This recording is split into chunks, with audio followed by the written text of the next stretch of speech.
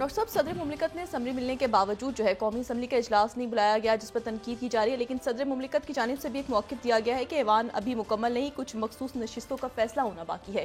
क्या कहेंगे?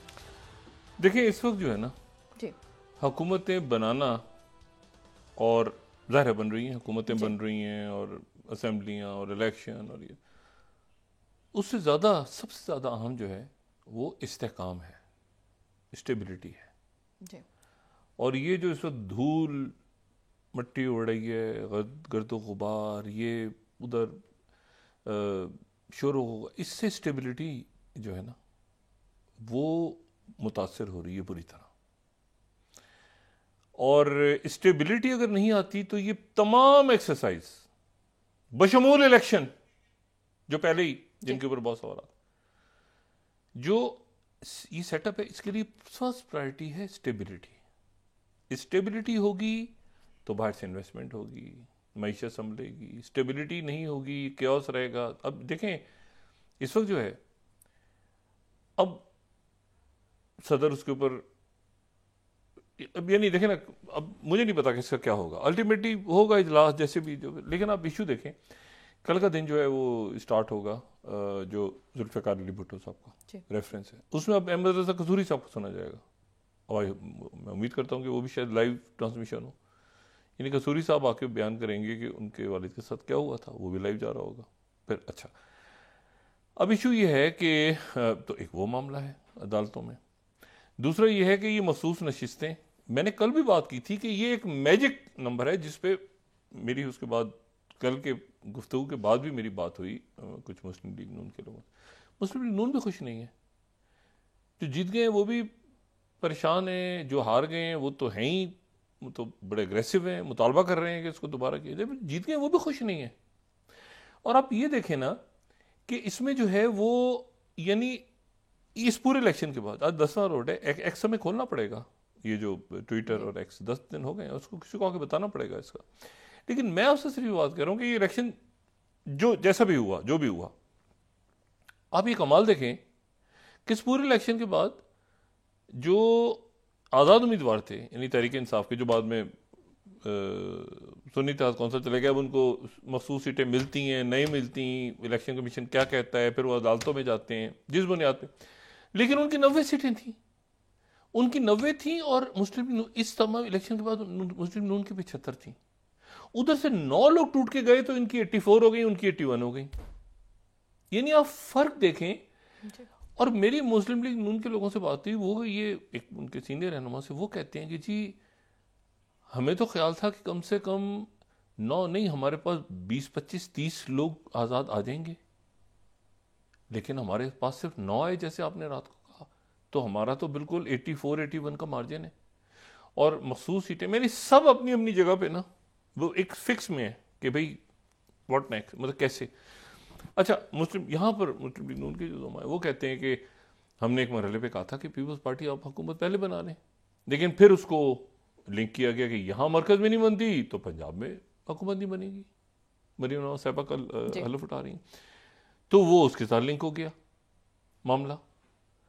तो यहाँ पर अब शायद अगले मरहले के ऊपर वो पीपल्स पार्टी आ जाए, लेकिन जो पहला मरहला होगा, पहले मरहले में वजारत खारजा और ये और सारे जो इम्पोर्टेंट मिनिस्ट्रीज, और जो इस दौरान शोर शराबा हंगामा आराई और बजट और IMF की टीम, और बजट तो दूर है लेकिन एक उसका खदोखाल, ये सारे मामला उस वक्त ठीक होंगे जब स्टेबिलिटी होगी। और ये आप ध्यान में रखें, ऑपोजिशन का काम ही ये होता है कि वो चलने ना दे। ऑपोजिशन का काम होता है, उनका काम होता है, ये उनका होता है ना, उनके यानी उनके जो फराइज हैं उसमें ये काम होता है कि हुकूमत को जितने पंगे कर सकते हो करो। तो PDM ने किया जब ऑपोजिशन में थी, तो काम होता है ना उनका, मतलब होता है ना कि किसी की क्या ड्यूटी क्या है। ऑपोजिशन की ड्यूटी ये है कि उन्होंने साबित करना है कि हुकूमत फेल हो गई। और देखें हम कितने अच्छे थे, ये देखें क्या है, उनका काम ये है। अब आप बोलते रहे मुल्क की मफाद, आगे पीछे दाएं बाएं फतवे, तो वो सब करते रहे। आपको याद करें ना पीडीएम का, जब यहाँ पे पीडीएम पूरी अपने उसके साथ थी, जब खान साहब की गवर्नमेंट, ये हमेशा होता है, तो वो पूरी पीडीएम उसमें थी, मतलब ये आप तो उसका टोन याद करें ना, अग्रेसिव टोन। तो अब जो तहरीक इंसाफ या सुन्नी इत्तेहाद, ये भी पूरे अग्रेशन के साथ होंगी। अब छोड़ दें मुल्की मफाद के लिए वो चलने, ना ना ना ना, एक दफा जब मैदान सजेगा तो ये वो पीडीएम पुरानी पीडीएम नहीं है, इसमें मौलाना साहब नहीं है, इसमें दीनी जमातें हैं ही नहीं। मौलाना साहब को भी छोड़ दे, कोई दीनी जमात इसमें मतलब उसको आवाज ही नहीं है उसकी पुरजोर, तो वो उधर बैठे होंगे सारे ऑपोजिशन में। तो इसमें जो है वो ये जो कहना है ना कि अच्छा, एक मैंने कहा ना एक टाइम होता है, उस टाइम तक फिर ये होता है कि बहुत ज़्यादा हमारे जो मुख्तलिफ हल्के यहाँ तक हो गया ना, बस इसमें ग्रेजुअली फिर इनको खुद खड़ा होना होगा पैरों पे। ये भी देखिएगा थोड़े दिनों के बाद, थोड़े दिनों के बाद अब देखिएगा ये खुद इनको जो है ना वो अपने पैरों पे खड़े होके, और उसका जो जो मैंने कल बात की थी कि उसका सबसे जो अच्छा कल हमने देखने में आया वो नवाज शरीफ साहब ने धीमी धीमी स्पीच की जी। लेकिन मसला ये है कि मरीम साहबा क्या स्पीच करेंगी। अच्छा, उज़मा बुखारी साहबा, वैसे उज़मा बुखारी साहबा जो है मेरे ख्याल से पंजाब में शायद बड़ी सॉफ्ट स्पोकन है वो, लेकिन एक टीवी पे आके तो फिर बात आपको उसी तरह से करनी पड़ती है, ठीक है।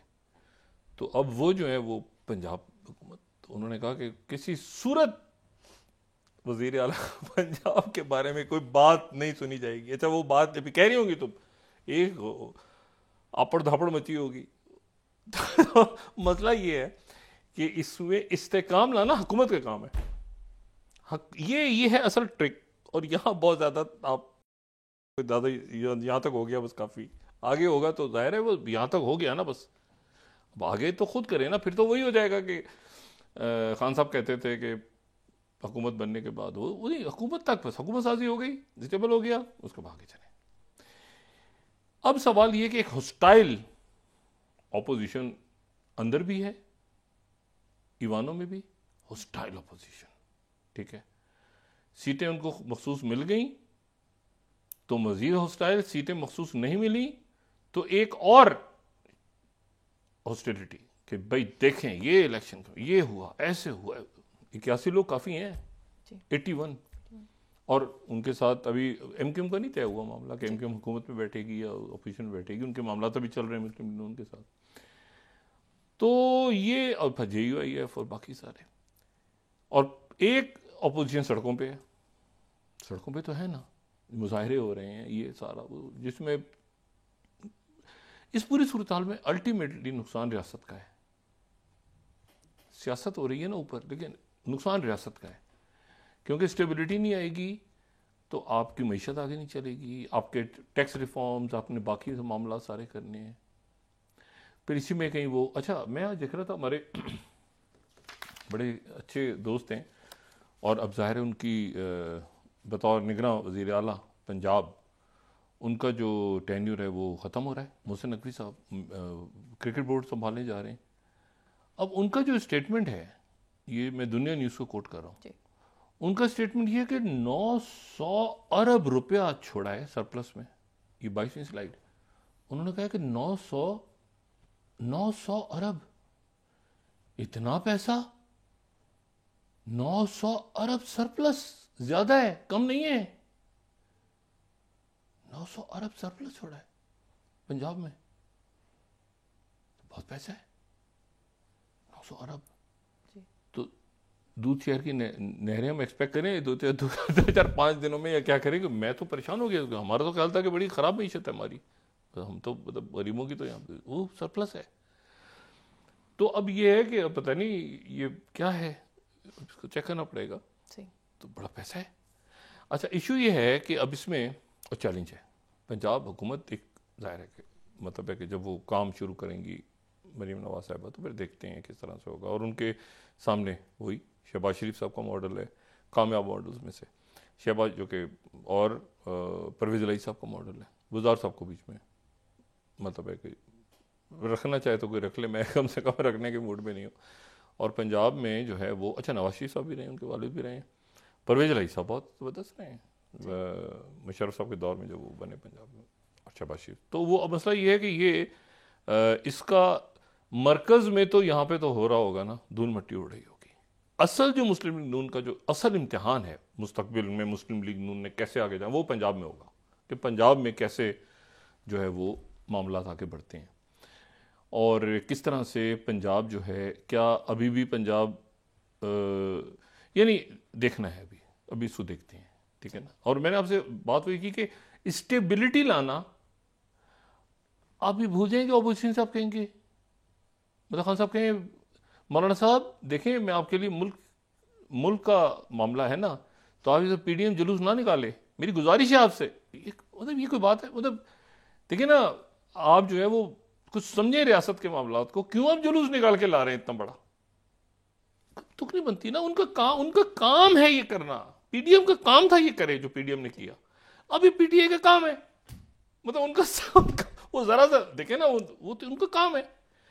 तो बात यह है कि इनका काम है कि ये स्टेबिलिटी पैदा करें, उनका काम है कि वो इनको जो है वो महंगाई कम करो, निजकारी करेंगे। ओहो अच्छा, निजकारी भी उन अदारों की जो अपने भर्ती के हुए लोग हैं उन्हीं के टेन्योर के, ये भी रौला रप्पा है बहुत बड़ा। तो ये असल जो इम्तिहान है ना, शहबाज शरीफ साहब के सामने चैलेंजेस बहुत हैं। सबसे बड़ी तो चैलेंजेस ये कि हॉस्टाइल ऑपोजिशन और हॉस्टाइल ग्राउंड, ज़मीन, गर्म ज़मीन पे पैर है इस वक्त। पब्लिक का जो मिजाज है वो किसी और तरफ है, ठीक है। तो वो जो है उसमें इन्होंने, और जो पंजाब के जो स्पीकर हैं मलिक अहमद खान, वो ठंडे मिजाज के हैं। अब वो पंजाब असेंबली को चलाना, वो बड़े कूल माइंडेड, बड़े मुनासिब, किस तरह से चाहे अपोजिशन आगे पीछे, वो स्पीकर हो गए ना, तो वो उनको तो न्यूट्रल रह के चलना है। तो उनके लिए ये बड़ा ज़रूरी है कि वो हाउस को कैसे चलाते हैं। शोर शराबा चीज़ें तो करेंगे, पीटीआई करेगी, करना पड़ेगा, ठीक है ना, वरना लोग कहेंगे 1 मिनट क्या हो गया भाई इनको। तो ये जो है ये अब एक हॉस्टाइल ऑपोजिशन, मईशत पूरे मुल्क का मसला है, रियासत का मसला है। उसमें अगर मईशत आपकी ख़राब होती है तो उसके नतीजे में किसी एक पार्टी का नुकसान तो नहीं है ना, आवाम का नुकसान है, सबका नुकसान है। तो अब इसमें अपोजिशन भी करेंगे, ये भी कोशिश होगी कि कोई ज़्यादा डिस्टेबलाइजेशन भी ना हो, मुल्क मुतामिल नहीं हो सकता। और हुकूमत जो है वो भी अपने अंदरूनी मसाइल, बहुत मसाइल हैं हुकूमत साजी, मतलब है कि अभी इतना इजी नहीं है कि किसी ने क्या, कभी तो हो रहा है ये वो फलान इसको वजारते हैं, ये वो सारा, वो जब धूल मट्टी बैठेगी तो बड़े इशूज, संजीदा इशूज आएंगे। और उसमें जो है वो जाहिर है कि सबसे इम्पोर्टेंट तो मईशत और सिक्योरिटी और वही फॉरेन पॉलिसी, और वो जो मैं बात करता हूँ, तो अब देखते हैं नए ख्वाहिशात। लेकिन यह है कि ये क्राइसिस है। अब इस क्राइसिस में अगर सदर इजलास नहीं बुलाते तो फिर वो इजलास जो है वो स्पीकर बुला लेंगे, तो फिर वो स्पीकर जो हैं उनका हलफ होगा, इलेक्ट होंगे वो, फिर वो उनसे ओथ कौन लेगा, फिर मतलब नए वज़ीर आज़म से, मतलब है कि इसमें देखते हैं। वो उन्होंने गैर कानूनी करार दे दिया, फिर ये उन्होंने ये इस दौरान कोर्ट में चले गए, अगर इलेक्शन कमीशन से मखसूस सीटों का फैसला हुआ, तो ये एक जो है ना, एक वो इसकी कोई सूरत शक्ल बनते बनते, और बीच में साथ ही वो आना शुरू हो जाएगा, महंगाई, रमज़ान, आगे पीछे।